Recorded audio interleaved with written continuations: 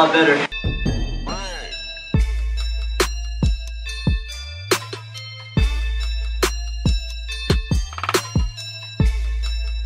I'm produced by the name of Spaceman, and a lot of people ask me how I got that name or how I came up with the name. And it's always given to me. I grew up reading Calvin and Hobbes, and Calvin would always be distracted and not pay attention in school because he was always having these fun imagination trips, and one of his personas was Spaceman Spiff.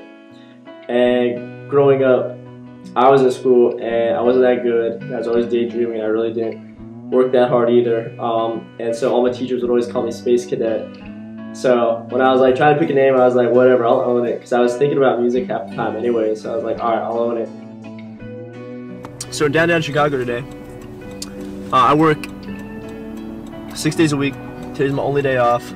I got that 9 to 5 because I'm trying to support the business I'm trying to grow right now. So all that money is going to advertising. It's going to equipment I need. Stuff like that. I'm sure if you're an artist, you understand what it takes to get a business off the ground. There's that big light.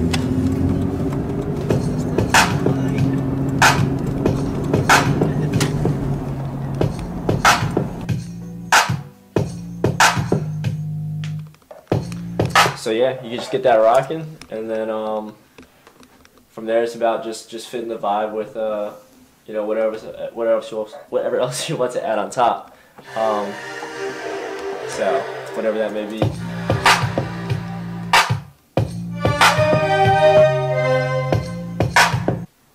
Everyone always asks what's your process. People love figuring out how artists get inspired. So for me personally, I don't really have a game plan when I go into making a beat. I just like to I just feel what I feel. I get the vibe in my head, and then from there I try and find a sound. Oh wow! Oh my God! I wish I didn't see this. Golly, I'm gonna go broke here. I really want.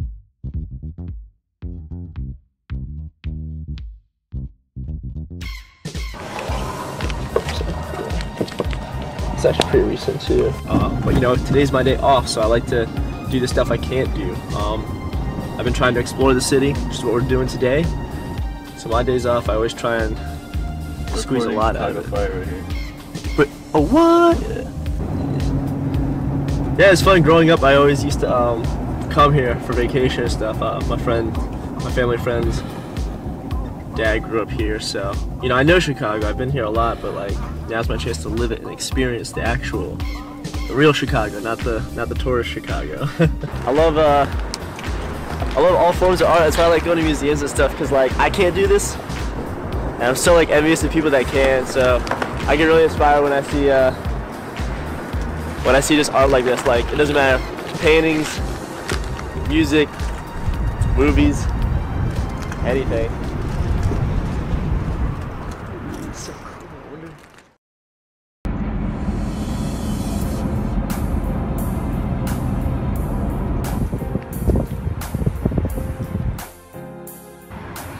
Slide in to get me a little small coffee. My name is Clifford Brown. I'm originally from Atlanta, Georgia. The youngest of 3. I got 2 older brothers.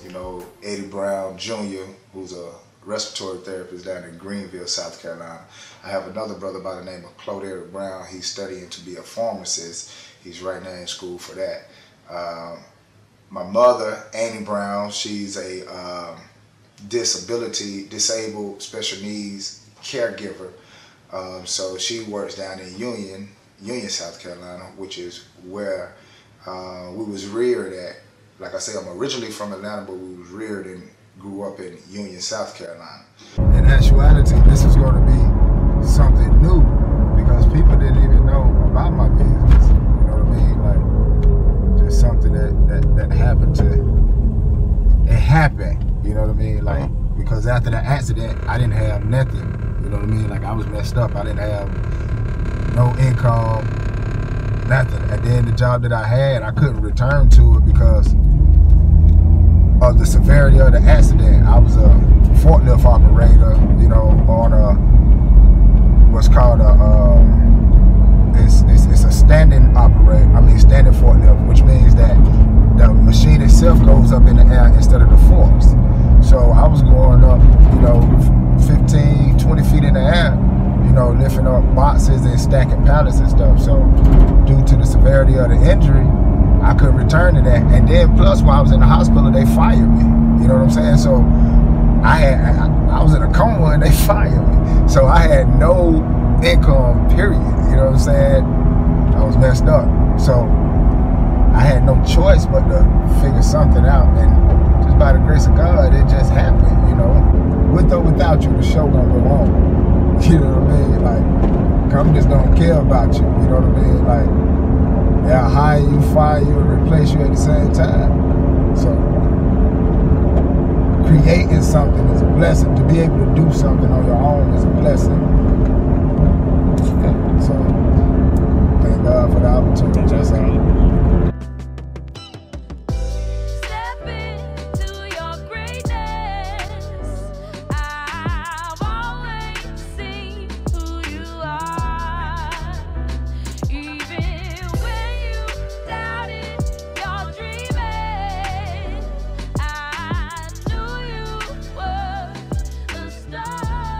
What I have to do, once I get my specimens, I have to make a count and then store them in the bag. I've already counted 13 because those are samples, which is blood, sometimes tissue, which is animal samples. As you can see, we had a veterinarian. What I do is I go around and I pick up animal samples. So usually I store it in my cooler on ice packs, but 13 is the count. Mama told me, son, be ready, cause here comes success. Everything that ever happened to you was a test. Pen and pad, all I had. What I learned with this music is that you gotta have thick skin. You gotta be persistent, consistent, because you're gonna get thousands of no's. But if you persevere and you stand strong with what you're doing and have faith in yourself, you'll finally get that one yes.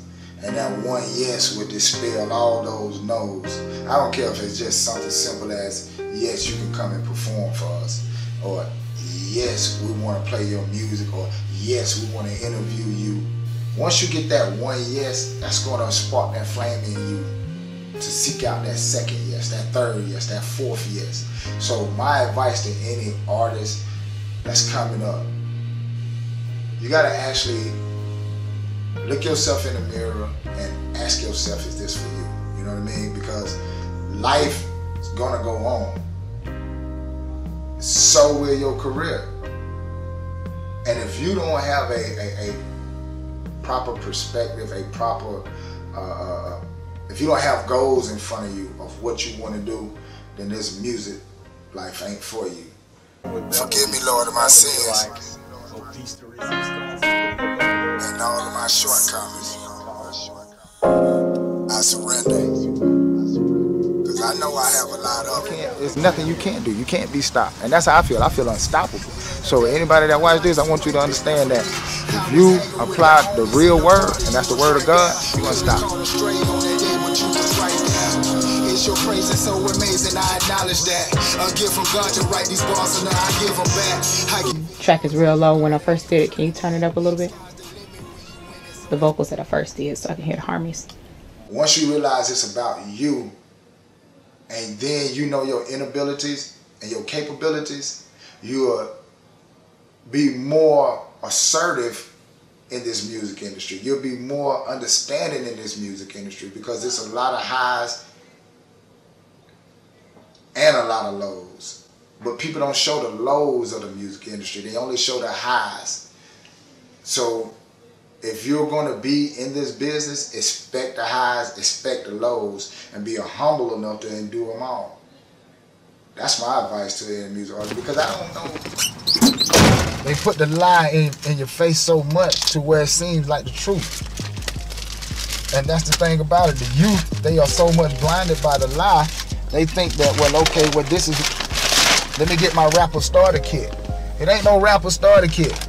You know what I mean? Like, just, okay, yeah, you get the jewelry. Okay, yeah, okay, that's one aspect of the business. Okay, you might get the thousands or millions of downloads or streams or whatever. But that's not one aspect of the business. That is not the whole music industry. They don't show you what happened behind closed doors. Now, right now, this is closed doors. This is what's happening behind closed doors. Real life. To this music. There's no blueprint to this, to how you're going to become whoever you become. If it's in God's will, it'll happen.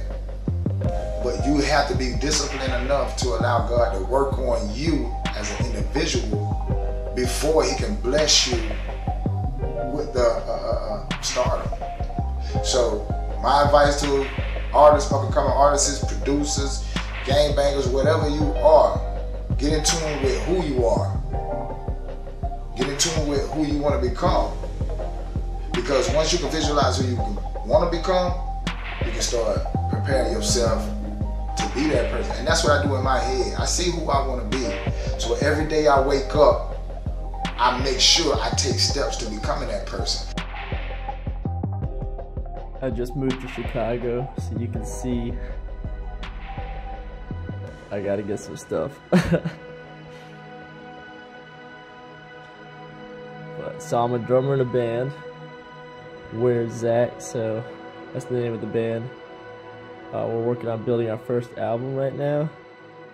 I think the cool thing about our band is that we all kind of listen to each other's personal influences. We all bring our own personal things into it. Because me personally, I have a huge background in hip hop.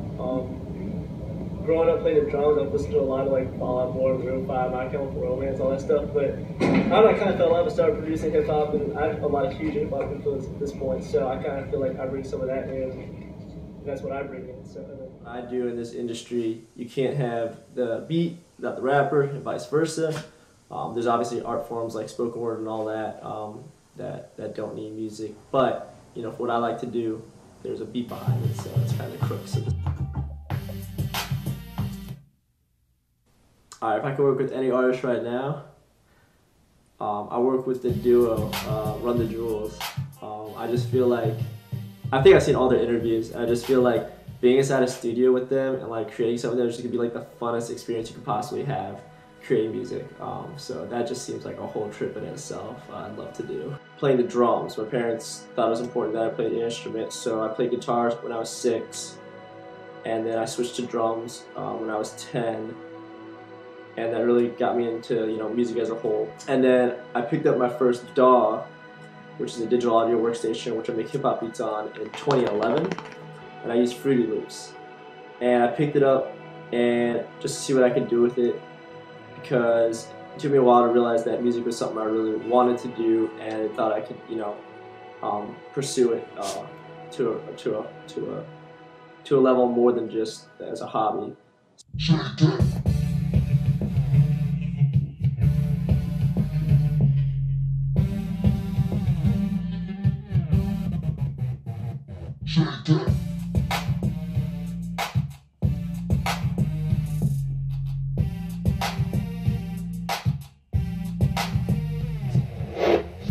I picked it up to see what I could do with it, and I never put it down. Been producing beats since 2011, and I didn't really cultivate my sound or my style into a brand until probably the end of 2016. I felt like my beats were good enough to sell and to promote in 2015. So 2016 I sat down, carved out a brand image, got a website, and it's taken off from there.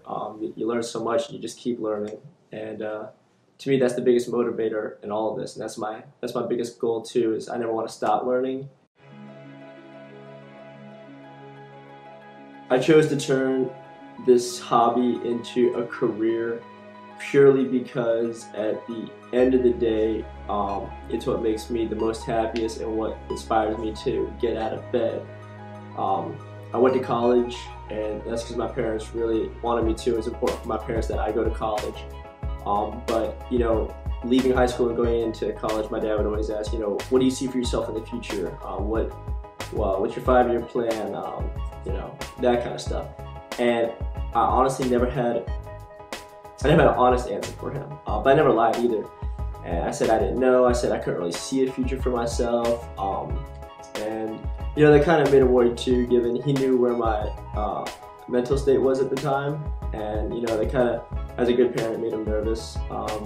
And so it made me nervous too, because I really didn't see anything. But then when I made the conscious decision to take this music as seriously as I could and to see how far I could push myself into doing everything that I loved, everything kind of changed. I graduated college.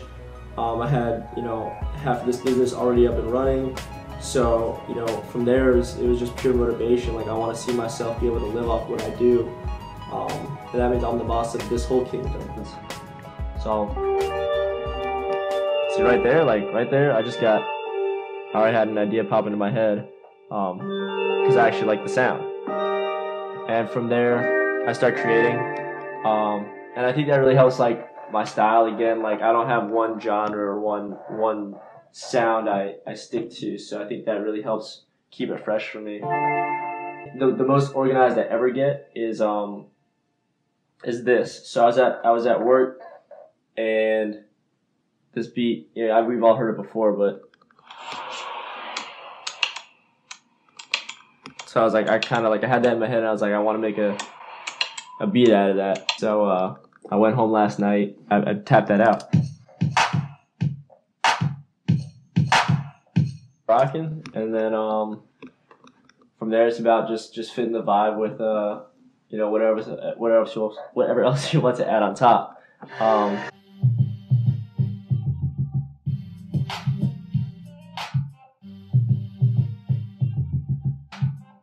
It's almost like a Santa in the back, on a kind of Middle Eastern vibe.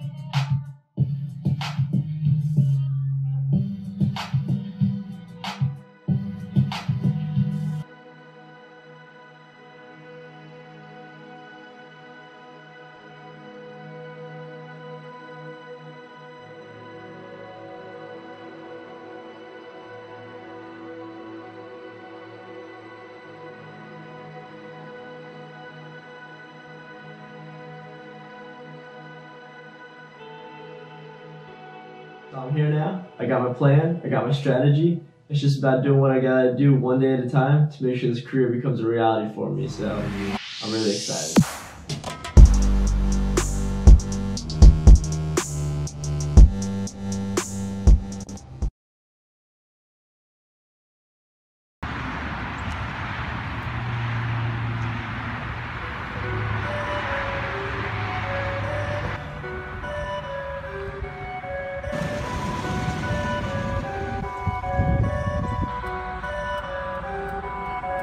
You know, when I got shot 6 times, it didn't wake me up, but God has a way of getting our attention.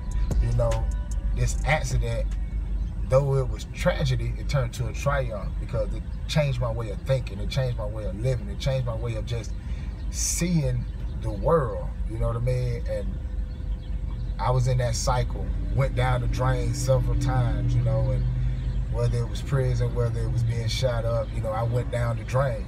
I wasn't shook up. It didn't faze me. You know, and when somebody hear that a person been shot 6 times, and I was shot in my upper body, you know what I mean? Shot through my hand, shot at my elbow. I was shot in my upper body. It didn't shake me up. Didn't do nothing. I checked out the hospital the next day. You know, 6 bullet wounds, and I checked out the next day. They didn't want me to leave. I still left with the pump in my arm, trying to get the poison out, you know, the infection and stuff. But I was like, I got to go. I ain't trying to sit here. I'm gone. So they was like, well, if you leave, you got to sign this waiver saying that you involuntarily checking yourself out. When he pulled the trigger, the gun didn't go off. I don't know, you know, was it a bad bullet? Did the gun jam or what? He looked at me and I looked at him and we locked eyes. And immediately I saw the bullet flying out and another bullet going in the chamber. And at that moment, I heard a voice that said, sit back. Because once I heard that voice and I started to sit back, I threw my hand up. I said, hold on, man. and my hand is right here where my face is, but my face is moving at the same time. So as I do that, he shoot me through my hand, and I said, oh shit. I dropped my hand like this, and I'm like, hold up, man. I throw my arm up again. And when he throw my arm up, he shoot me in my elbow and shatter my elbow. What was the game that you was a part of? What you created? Blood. I was part of the blood game, man. So you were like part of the actual Bloods? Yeah. Okay.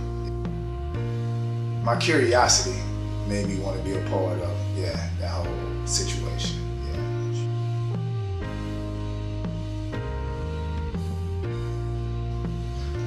Well, you don't necessarily get out, you just become inactive. After I got shot up, I just had an epiphany, like things got to change, you know what I'm saying? So pretty much that's what happened. My mama used to always buy us music, as a kid. She bought us all the New Edition albums, Fat Boys, you name it, Curtis Blow, any LL Cool J, whatever was new coming out, we had it. Back in the time we were staying in the project, John Hope Projects, and anybody know anything about John Hope back then, you know what I mean? Like, if you had something that was let's put it like, if you had something that was in a rich person house or whatever, then everybody would come to your house. And we had a component set back then, you know what I mean, a record player, and it had the TV inside of it, so it was pretty much like we had one of the top things back then.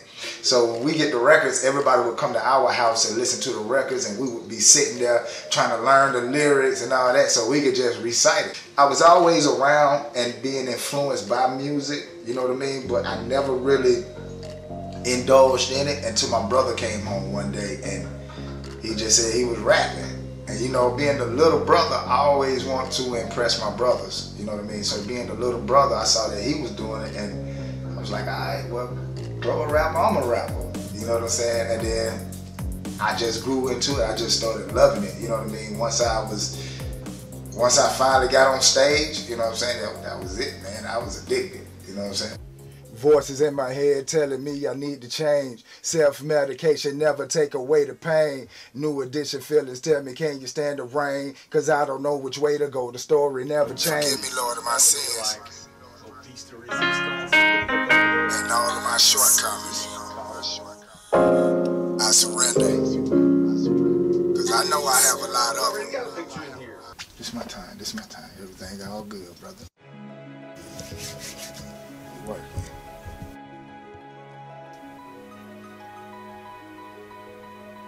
Yeah. Hey, you can take the vocals out of the headphone.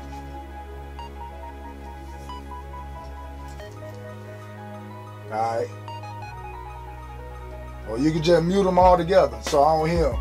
Just let me hear the beat. My father was my best friend, you know what I mean? And when he passed, it took a lot out of me. And my mother saw how much it had taken out of me. But it was just me and her.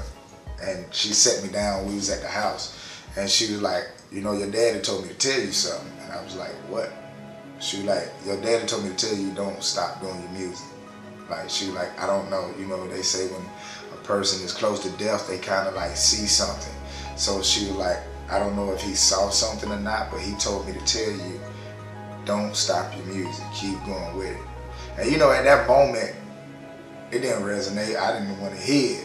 But, it was just after she said that, because I had lost the drive for music, but it was like after she said that, the next day, that voice, like when I write music, I don't know how nobody else do it, but I hear a voice. And the voice is not audible until I repeat what's being said in my head. And once I repeat it over and over, that's when it becomes audible and I write it down, and that's how I form my songs. But nonetheless, as soon as she said that, the next day it's like that voice just started back speaking. And I just started listening and been writing ever since. Yeah. Let's get it. Yeah, that's what we do. Voices in my head telling me I need to change. Self-medication never take away the pain. New Edition feelings tell me, can you stand the rain? Cause I don't know which way to go. The story. Can you stop the tape? It's real low. The actual track is real low. When I first did it, can you turn it up a little bit? The vocals that I first did, so I can hear the harmonies. Gonna take it, you know, who? We're gonna take it from the beginning. Yeah, we're going for it, you know what I'm talking about? Let's get it. You know what I'm talking about? Let's break this shit out. I'm ready. I love this. I love this.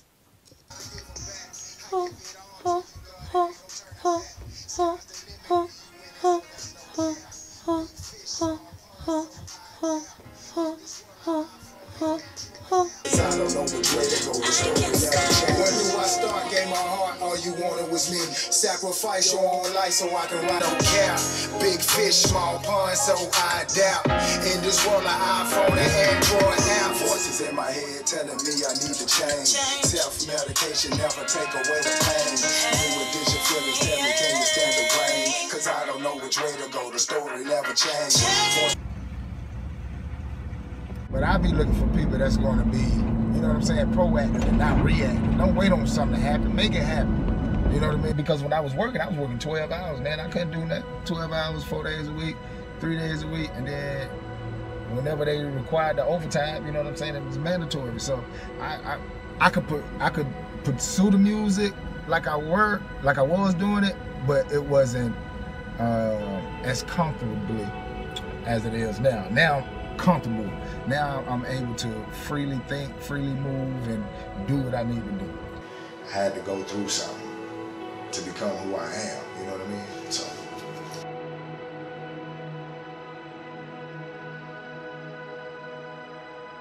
This music life, it's hard, you know what I mean? It's hard because you have to put your personal self, you have to put your personal life out there. You have to be interested enough for your personal life to actually intrigue people to want to hear your music. You know, so you have to understand that in this business, it's no longer about the music, it's about you. Once you realize it's about you, and then you know your inabilities and your capabilities, you'll be more assertive in this music industry. You'll be more understanding in this music industry because there's a lot of highs and a lot of lows. No matter what you go through, you can overcome it. You know what I mean? Like, no matter what it is, no matter how far you fall, you can get back up if you want to, if you're willing to get back up. You know what I mean? You got to utilize the people around you, and not just the people around you. You got to utilize what's inside of you. And that's the word of God. You gotta bring God with you.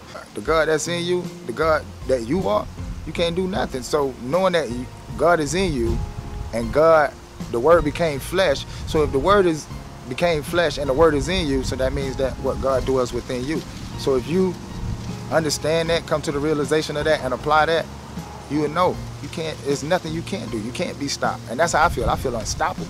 So anybody that watch this, I want you to understand that if you apply the real word, and that's the word of God, you're unstoppable. The best tool that an artist can have in this music industry is education about the business. Educate themselves about it. Because once upon a time, a person would just put their career in other people's hands. There was a multitude of people around that artist. So that audience was oblivious to what was happening because this person was dedicated for this person was dedicated for this person was dedicated for that. But the artist had no idea of what that title included, you know what I mean? And why that person was getting paid that amount of money to have that title. An artist should educate themselves, know who you paying and why you paying them. This is your man, Clifford Brown, aka Casino Roulette. That's $CA$INOROULETTE. And you have been in the loop.